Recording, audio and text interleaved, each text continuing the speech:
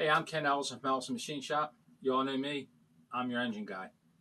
If you've seen my most recent video, then you know that I blew the whistle on all the junk garbage lifters that are being produced right now from all the lifter companies. And when I say lifter companies, I mean the lifter manufacturers, not the individual companies that you buy with the lifter name, like Crowler or Comp or Iski. They're not the manufacturers. They are a supplier.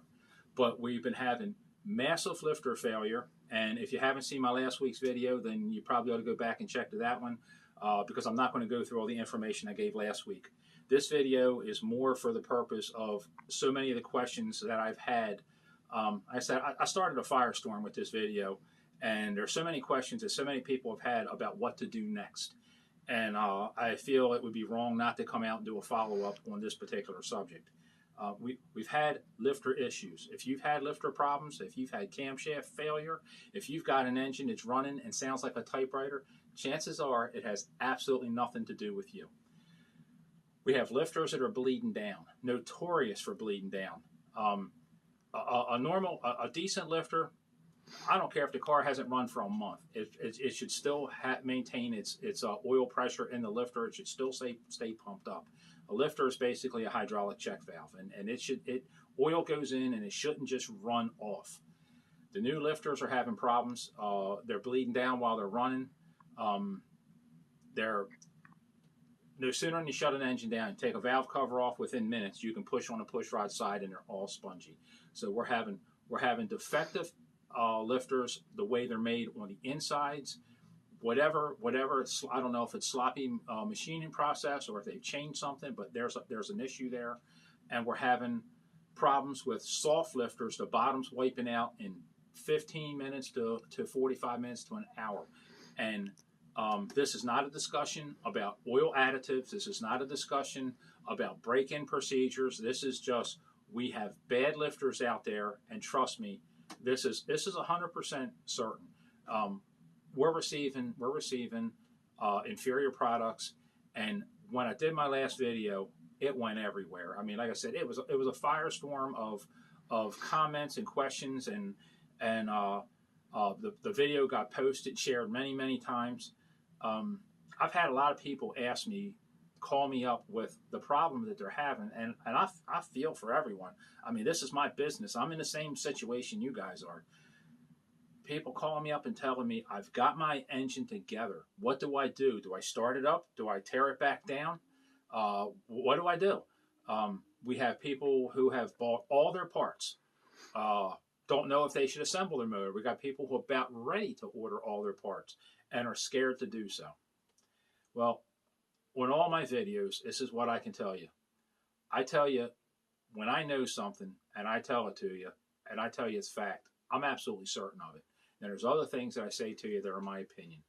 And unfortunately, this time around, I got to give you my opinion. I'll give you a little advice to back it up. And honestly, my advice is based on over a 40-year career building engines. So it's pretty good advice. But unfortunately, in this situation, guys, I'm in the same boat you are. And I wish I had a solution, but I don't. First and foremost is we're trying to figure out a way of evaluating lifters. If you take a flat tappet lifter, yes, as everybody stated, you can take a flat tappet lifter and you can have it checked for hardness. I don't have the capability here in my shop. I'm going to send them out. I'm actually looking into purchasing a piece of equipment to do that. That's one option. We also have, we've talked with the guys in the shop about building a lifter dyno sort of, where we can actually do a test bench and we can take the lifter and we can put the lifter into a cylinder, seal it off, put oil pressure to it, could put 40 or 50 pounds of constant oil pressure, and be able to take a press that has a pressure gauge on it and see how much pressure we apply to the plunger before the lifter starts bleeding off. So if you actually had a lifter that was hard in the base and it wasn't bleeding off, you got a pretty good chance of it being a really good lifter and not causing you any problems. But here's the thing. Everybody who runs a flat tappet hydraulic lifter, they do it to save money. And if you have to turn around and put all this extra labor and research and start building tools to check things, it drives the price of it up. And then at that point, you're sitting there scratching your head. Is it worth doing, or do I just go with a hydraulic roller? Well, my advice right now is to go with a hydraulic roller. And here's why. 50% of the problems disappear with the hydraulic rollers. The hydraulic rollers are not having issues when it comes to wiping out, to the best of my knowledge. I haven't saw any ones that the wheel on the lifter, the roller itself was defective. I haven't seen camshafts wiping out. But I've had, not personally on this one, but many people call me up telling me their lifters are tapping. And the interior of a hydraulic roller is going to be built the same as the interior of a flat tappet. So the flat tappets are having two problems as to where the hydraulic roller is having one. So if you put your engine together with a hydraulic roller and it starts up and you got unusual valve train noise, as bad as that is, you can pop a intake manifold, and it really isn't that big of a job, especially if you're the kind of guy who likes to work on your cars. You can pop the intake and put another hydraulic roller in it, and if you had to do that 3 or 4 times, that is so much better than putting it together and having an engine that blows up. And I know that don't make you feel better. It doesn't make me feel better telling it to you, because I don't have a solution for this right at the moment. My solution is doing the best I can to wait this stuff out. One of my good options that I have used was that I had some old stock that has sat around my shop for a long period of time. I had a lot of lifters that were in boxes, and they sat and they got dirty. They got oil spilled on them. It's big garage. It's just some old stock we had sitting around the shop. So we took the lifters and we took them out and we took them apart and we cleaned them. Had a lot of time and effort because they have oil and grease in them. And I don't know how old this stuff was. I had some Ford lifters here in particular. One Ford lifters I had probably was 20 years old. I know they're good lifters though. So we took them apart and we cleaned them. And because I'm afraid of the oil and the grease breaking down and separating, so we thoroughly cleaned them, put them back together, got the engine together, no issues. So if you have the opportunity to buy up some old stock, maybe that's your best bet. And of course, that's not going to be available for all of us. It's not easy to find, but if you find it, if you're at a swap meet or something like that, and you see a set of small box Chevy lifters or something like that, whatever you run, you can pick them up at a reasonable price, even if you have to take them apart and clean them and put them back together. You're going to have a good set of lifters. It's this junk that's come out ever since the pandemic, because there is a lifter shortage in the world.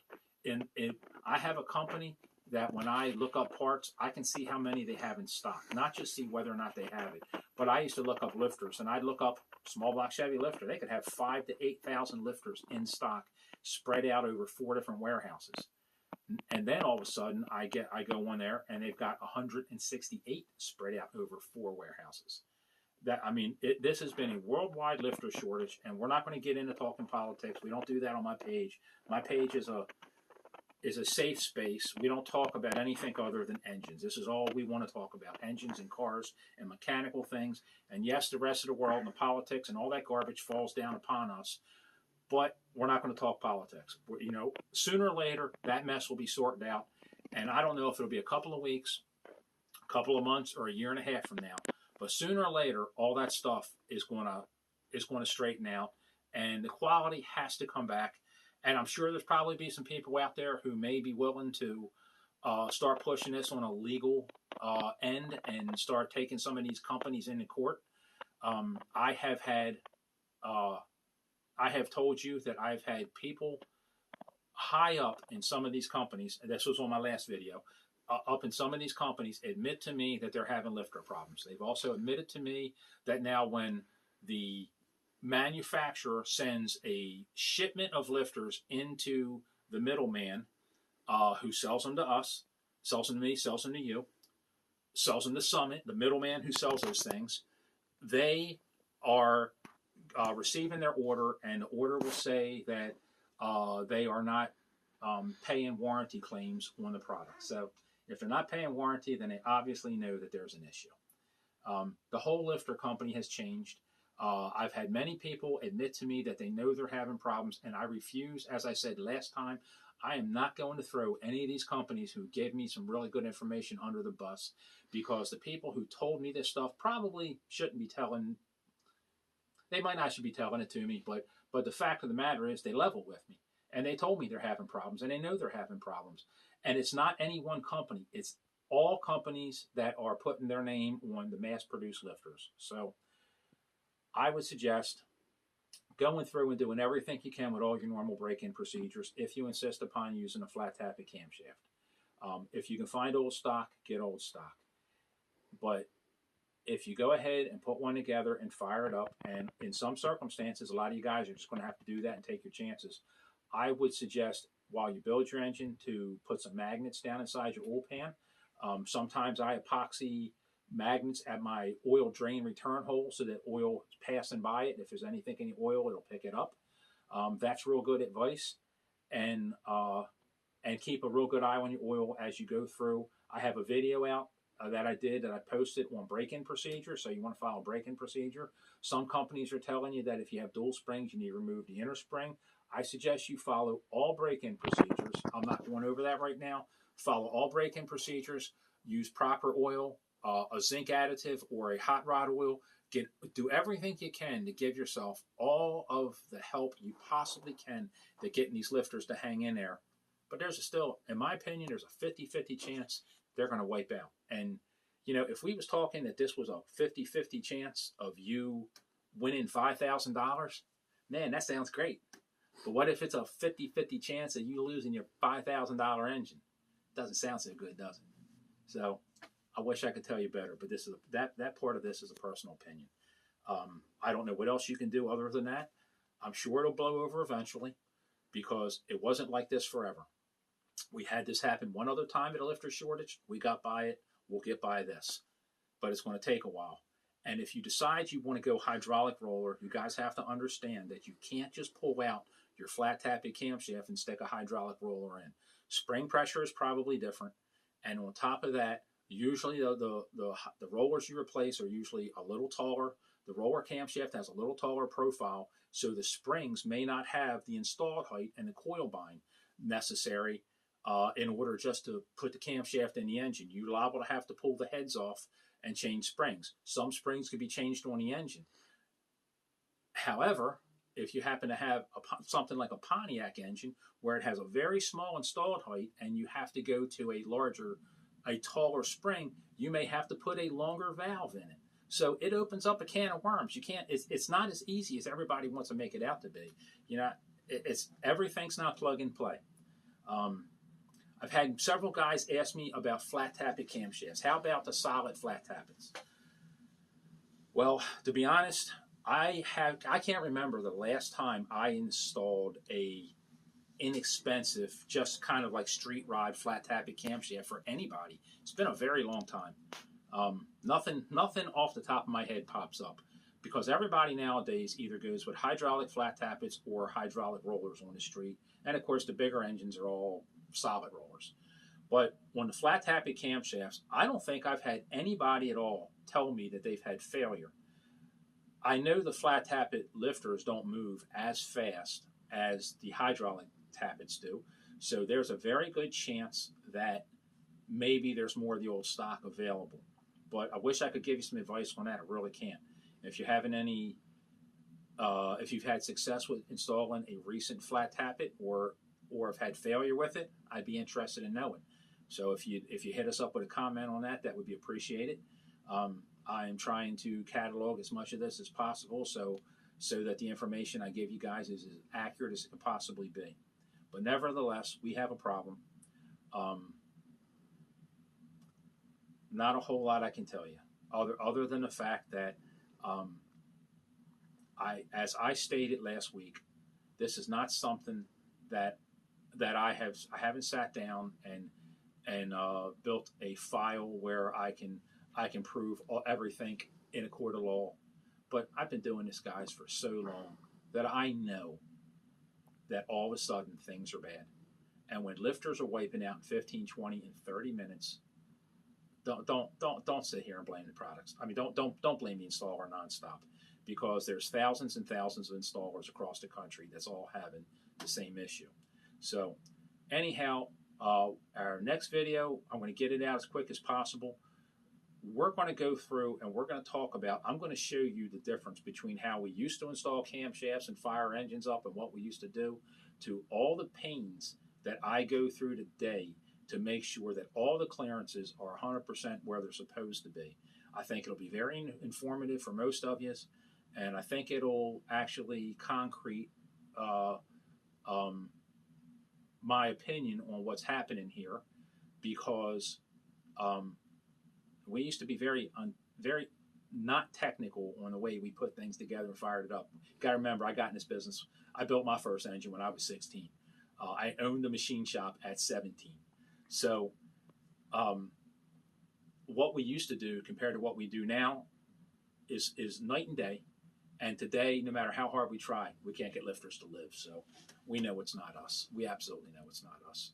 And we've had one particular engine that we lost a camshaft in. We put another camshaft in. We wiped that one, and that one we lost that one too. And when we laid the camshafts next to each other, it wasn't the same lobes. When it's not the same lobes, it's not the same mechanical issues like wrong valve spring, wrong rocker geometry, anything like that. It's an issue in the cam. So anyway, if you're going to go back in and you're installing another hydraulic camshaft, you can check out our hydraulic lifter adjustment video. I have a very easy way that I taught myself. I have a video that's been out for a couple of years. I've had lots of compliments on it, that I've got a very simplistic way of adjusting lifters that are absolutely foolproof. It's simple, it's foolproof. And then I got the second video, as I mentioned a moment ago, I got the video on how to break in.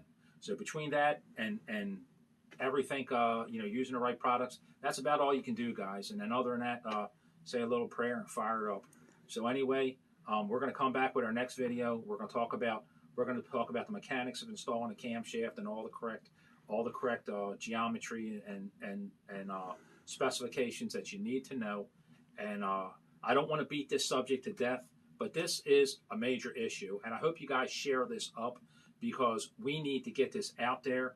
And I'm too busy to be going after anybody legally. I got engines to build. I got customers to service. Hopefully, we can put enough pressure on some of these companies to improve their quality. So I'll see you next time. Thanks for watching.